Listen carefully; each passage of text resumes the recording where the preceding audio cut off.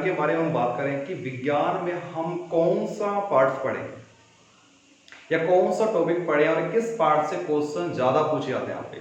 तो सबसे पहले प्यारे साथियों, मैं आपको बायोलॉजी के टॉपिक है और उस टॉपिक का नाम है पोषण, और इसे इंग्लिश में बोलते हैं न्यूट्रिशन। तो साथियों अगर बात करें अपन बिल्कुल जो भी टॉपिक पढ़ेंगे उसका पूर्ण रूप से ऑपरेशन करेंगे, मतलब बिल्कुल बॉटम से लेकर टॉप पर पढ़ेंगे अपन यहाँ पे। बिल्कुल चाहे कोई सा एग्जाम हो, चाहे पुलिस हो, चाहे यूपीएससी एग्जाम हो, कोई सा, बिल्कुल अपन इस टॉपिक का ऑपरेशन करने वाले यहाँ पे।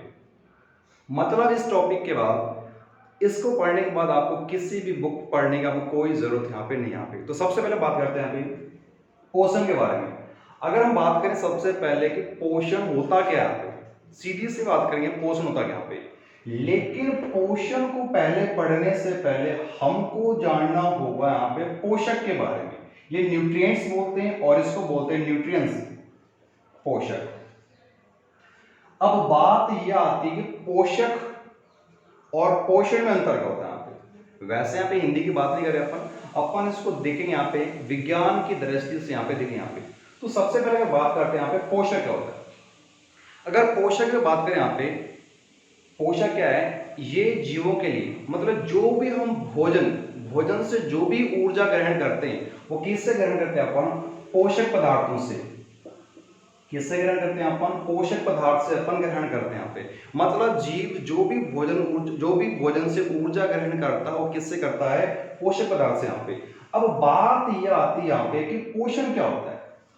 पोषण बिल्कुल समझिए आप समझिए, अपना चबूतरा सेट करना बिल्कुल अपन दिमाग के अंदर कि पोषण क्या होता है। जीव पोषक पदार्थों के द्वारा जो ऊर्जा ग्रहण करता है, ये क्रिया हमारी क्या कहलाती है यहाँ पे, पोषण कहलाती है यहाँ पे। तो बिल्कुल आपने समझा होगा यहाँ पे कि पोषण क्या होता है। प्रत्येक जीव पोषक पदार्थों से जो ऊर्जा ग्रहण करता है, ये क्रिया हमारी कहलाती है, ये क्रिया हमारी कहलाती है यहाँ पे पोषण कहलाती है यहाँ पे। तो आपको समझना यहाँ पे, बिल्कुल आपके दिमाग के अंदर चबूतरा सेट करना है कि पोषण और पोषक पदार्थ में अंतर क्या होता है। तो बिल्कुल अपन इस टॉपिक का बिल्कुल ऑपरेशन यहाँ पे करने वाले यहाँ पे। तो सीधा सरल शब्दों में आप ध्यान रखें कि पोषक पदार्थ क्या होता है कि प्रत्येक जीव भोजन से जो ऊर्जा ग्रहण करता है वो किससे ग्रहण करता है, वो ग्रहण करता है पोषक पदार्थ से यहाँ पे। तो पोषक पदार्थ और पोषण, अब पोषण क्या हुआ, जीव पोषक पदार्थ से जो ऊर्जा ग्रहण करता है, ये क्रिया हमारी कहलाती है यहाँ पे पोषण कहलाती है। क्या कहलाती है हमारे यहाँ पे, पोषण कहलाती है। तो सबसे पहले अगर बात करें यहाँ पे, तो ये समझा आपने पोषण और पोषक के मध्य अंतर यहाँ पे। अब अपन यहाँ पे बात करते हैं, तो सबसे पहले हम बात करते हैं यहाँ पे पोषक पदार्थ के बारे में। पोषक तत्व कह सकते हैं या बोल सकते हैं आप पोषक पदार्थ कह सकते हैं आप। चलो बात करते हैं पोषक पदार्थ। अब बात यह आती है कि पोषक पदार्थ होते कौन कौन से यहाँ पे, कि पोषक पदार्थ कितने प्रकार के होते हैं। तो मेरे प्यारे साथियों, अगर हम बात करें यहाँ पे पोषक पदार्थों के बारे में, तो साथियों अगर बात करें यहाँ पे, एक हमारा इंडिया का एक पोषण संस्थान है हैदराबाद के अंदर यहाँ पे, उसने इस पोषक पदार्थों को यहाँ पे 3 भागों में बांटा। पहला यहाँ पे आता है वृहद पोषक। आपको जैसे कि यहाँ पे नाम से पता चल रहा है वृहद पोषक, इंग्लिश में बोलते हैं मैक्रो न्यूट्रिएंट्स। और दूसरा हमारे यहां पे है सूक्ष्म पोषक। सूक्ष्म पोषक। अब अगर बात करें यहां पे वृहद पोषक और सूक्ष्म पोषक के मध्य अंतर के यहां पे, तो सीधा अगर बात करें यहां पे कि वृहद पोषक क्या होते हैं, सूक्ष्म पोषक क्या होते हैं, बिल्कुल आपको दिमाग के अंदर ये बात सेट करनी है। वृहद का मतलब बड़ा और सूक्ष्म का मतलब छोटा। मतलब ये वो पोषक पदार्थ हैं जिनको शरीर की, मतलब ये जो वृहद पोषक पदार्थ हैं शरीर को इनकी आवश्यकता ज्यादा होती है। बात करते हैं सूक्ष्म पोषक की, तो सूक्ष्म पोषक वे पदार्थ होते हैं जिनको शरीर की अल्प आवश्यकता, मतलब सीधा शब्दों में ध्यान रखो, इनकी आवश्यकता ज्यादा होती है और इनकी आवश्यकता कम होती है, और कुछ भी ध्यान नहीं रखना। अब बात ये आती है, ये तो हमने पढ़ लिया कि पोषक पदार्थ दो प्रकार के, वृहद पोषक और सूक्ष्म पोषक। अगर बात करें, अब सर ये भी बताओ कि वृहद पोषक के अंदर हम किन किन को पढ़ेंगे और सूक्ष्म पोषक के अंदर हम किन किन को पढ़ेंगे। यहाँ पे अगर बात करें वृहद पोषक के अंदर, तो सबसे पहले हम पढ़ेंगे कार्बोहाइड्रेट। कार्बोहाइड्रेट कार्बोहाइड्रेट दूसरा हम पढ़ेंगे यहाँ पे प्रोटीन। और तीसरा हम यहाँ पे पढ़ेंगे वसा। कार्बोहाइड्रेट, प्रोटीन और वसा, ये किसके अंदर आते हैं? ये आते हैं वृहद पोषक, मतलब इनकी आवश्यकता हमको ज्यादा होती है। बात करें सूक्ष्म में, तो सबसे पहले हम पढ़ेंगे विटामिन, फिर उसके बाद मिनरल्स, खनिज, और यहां पे ले लेते हैं अपन जल के बारे में। अब देखिए साथियों, कई बुकों के अंदर आपको जल वृहद के अंदर दर्शाया होगा यहाँ पे, और कई बुकों के अंदर यहाँ पे किसके अंदर लिखा होगा आपको, ये सूक्ष्म पोषक के अंदर दर्शाया होगा। बात करेंगे अपन डिटेल में चर्चा करेंगे जब यहाँ पे हम पहुंचेंगे यहाँ पे। तो सबसे पहले देखिए, सीधा सीधा अपन को ध्यान रखना है, अपने यहाँ पे बात की पोषण के बारे में और पोषक के बारे में। तो सीधा ध्यान रखें, पोषक क्या होते हैं? जिनसे हमको क्या होती है? ऊर्जा प्राप्त होती है। पोषण क्या होता है?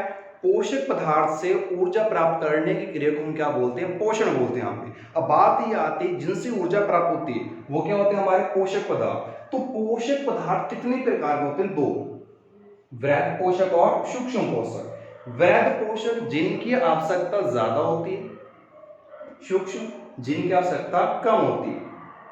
अब वृहद के अंदर किनको पढ़ेंगे? कार्बोहाइड्रेट, प्रोटीन और वसा। और सूक्ष्म के अंदर हम किनको पढ़ेंगे? विटामिन, खनिज और जल।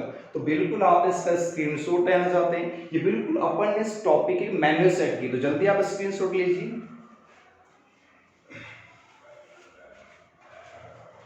चलिए आगे हम बात करते हैं यहाँ पे। अब बिल्कुल हम इनको डिटेल से पढ़ेंगे, बिल्कुल इस टॉपिक हम ऑपरेशन करने वाले हैं।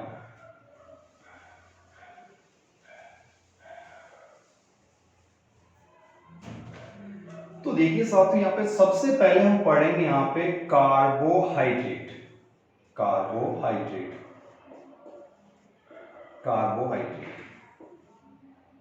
देखिए साथियों, अब बात ये आती है कि कार्बोहाइड्रेट क्या होता है। तो सीधा सीधा हमको शब्दों में समझना है कि कार्बोहाइड्रेट क्या होता है। भाई कुछ ना कुछ तो प्रोडक्ट होगा यहाँ पे। अब ये कार्बोहाइड्रेट क्या होता है, तो पहले हम समझ लेते हैं क्या। तो इसको ऑपरेशन करते हैं यहाँ पे, कार्बो मतलब Cr, हाइड्रेट मतलब H और O यहाँ पे, मतलब वे पदार्थ जो कार्बन, हाइड्रोजन और ऑक्सीजन से मिलकर बने होते हैं उन्हें हम क्या बोलते हैं? कार्बोहाइड्रेट। तो ये पॉइंट क्लियर हुआ। कार्बोहाइड्रेट क्या होते हैं? वे पदार्थ जो कार्बन, हाइड्रोजन और ऑक्सीजन से मिलकर बने होते हैं उन्हें हम क्या बोलते हैं? उन्हें हम बोलते हैं कार्बोहाइड्रेट। मतलब ये कैसा है? कार्बनिक यौगिक। मतलब सर कार्बनिक कैसे? क्योंकि इसके अंदर क्या आ रहा है? यहाँ पे कार्बन आ रहा है यहाँ पे। अब बात का थोड़ा सा यहाँ पे इनका अनुपात देख लेते हैं। इस कार्बोहाइड्रेट में कार्बन, हाइड्रोजन और ऑक्सीजन का जो अनुपात होता है साथियों, वो होता है 1:2, 2:1। मतलब कार्बोहाइड्रेट में कार्बन, हाइड्रोजन और ऑक्सीजन का क्या अनुपात रहता है? 1:2, 2:1 यहाँ पे। लेकिन बिल्कुल ध्यान रखिए, हाइड्रोजन और ऑक्सीजन का अनुपात बिल्कुल निश्चित रहेगा, यहाँ पे 2:1 के अंदर रहेगा। और कार्बन के यहाँ पे कभी यहाँ से बदल सकता है। तो बिल्कुल आप इनका ध्यान रखें अनुपात की। कार्बोहाइड्रेट के अंदर कार्बन, हाइड्रोजन और ऑक्सीजन का अनुपात क्या होता है? 1:2, 2:1। इसके बाद अपन देखते हैं यहाँ पे कि कार्बोहाइड्रेट की इकाई क्या है? इकाई का मतलब होता है यूनिट। तो साथियों पहले आप समझे, मैंने आपको पहले कह दिया था कि हम इस टॉपिक का क्या करने वाले हैं? ऑपरेशन करने वाले हैं। बिल्कुल आपको ये वर्ड्स का मतलब समझना है। तो बिल्कुल मेरा कहने का मतलब है चबूतरा सेट करना है विज्ञान का। तो देखिए इकाई अब देखिए, आपने पढ़ा होगा कि हमारे शरीर की इकाई क्या होती है। आप सभी जानते हैं कि हमारे शरीर की इकाई होती है कोशिका। अर्थात मतलब क्या है? मतलब ये हुआ कि हमारा शरीर किससे मिलकर बना हुआ है? कोशिकाओं से मिलकर बना हुआ है। अगर मैं आपसे पूछूं हमारी वृक्क, जिसे बोलते हैं किडनी, इसकी इकाई क्या होती है? तो आप क्या बोलोगे? नेफ्रॉन। क्या बोलोगे आप? कि हमारे जो किडनी होती है इसके कहीं नेफ्रॉन होती है, न्यूरॉन होती है। तो बिल्कुल आपका सही आंसर यहाँ पे नेफ्रॉन, मतलब जो हमारी किडनी होती है जिसे हम बोलते हैं गुर्दा बोलते हैं, उसमें जो भी फंक्शन है, जो भी क्रिया होगी वो किसके द्वारा होगी, यहाँ पे नेफ्रॉन के द्वारा। अब इसी प्रकार हमारे कार्बोहाइड्रेट की जो इकाई होती है साथियों वो होती है सैकेराइड। क्या होती है? सैकेराइड। मतलब ये जो कार्बोहाइड्रेट होते हैं इनकी इकाई क्या होती है? सैकेराइड होती है। दूसरी बात, अब बात करते हैं सोर्स कि कार्बोहाइड्रेट हमको कहां कहां से प्राप्त होगा। तो बिल्कुल आपको टू द पॉइंट याद रखना है कि इसके सोर्स क्या है। देखो यहां से क्वेश्चन तो नहीं पूछा जाएगा। सोर्स जैसे बात करते हैं अपन, चावल, गेहूं हो गया, गेहूं हो गया यहाँ पे, ठीक है, मांस हो गया यहाँ पे, शहद हो गया, जौ हो गया यहाँ पे, चीनी हो गई यहाँ पे, चीनी, गन्ना, और भी बहुत सारे यहाँ पे। मतलब ये वो सोर्सेज हैं जिनसे हमको क्या प्राप्त होता है? कार्बोहाइड्रेट प्राप्त होता है। अब देखिए अगर बात करते हैं, क्वेश्चन हमारे दिमाग के अंदर ये बनता है कि सबसे ज्यादा कार्बोहाइड्रेट किसके अंदर होती है। तो देखिए कई बुकों के अंदर आपने पढ़ा होगा चावल के अंदर, और कई किताबों के अंदर लिखा होता है शहद। तो बिल्कुल आपको ध्यान में रखना है, ऑप्शन के ऊपर डिपेंड करेगा। अगर आपसे क्वेश्चन पूछे सबसे ज्यादा कार्बोहाइड्रेट किसके अंदर होता है, तो फर्स्ट प्रायोरिटी आप देंगे चावल को। अगर ऑप्शन के अंदर चावल नहीं आता है तो आंसर आपका क्या रहेगा? आपका शहद रहेगा यहाँ पे। तो बिल्कुल आप इसके एक बार स्क्रीनशॉट ले लीजिए, अपन इसके बाद थोड़ी आगे चर्चा करेंगे यहाँ पे। चलिए, तो ये हमारा यहाँ पे कार्बोहाइड्रेट को पढ़ रहे हैं। बिल्कुल हम यहाँ पे जीरो लेवल से पढ़ रहे हैं यहाँ पे कार्बोहाइड्रेट क्या होता है। इसके बाद देखिए आपने पढ़ा होगा कि कार्बोहाइड्रेट, अब कार्बोहाइड्रेट काम क्या है। देखो सबसे पहले हमने पढ़ा किससे मिलकर बनी होती है? कार्बन, हाइड्रोजन और ऑक्सीजन। कार्बोहाइड्रेट की इकाई क्या होती है, अर्थात यूनिट क्या होती है? सैकेराइड। अब कार्बन, हाइड्रोजन, ऑक्सीजन का कार्बोहाइड्रेट में अनुपात क्या होता है? 1:2, 2:1। और कार्बोहाइड्रेट हमें कहां कहां से मिल सकती है?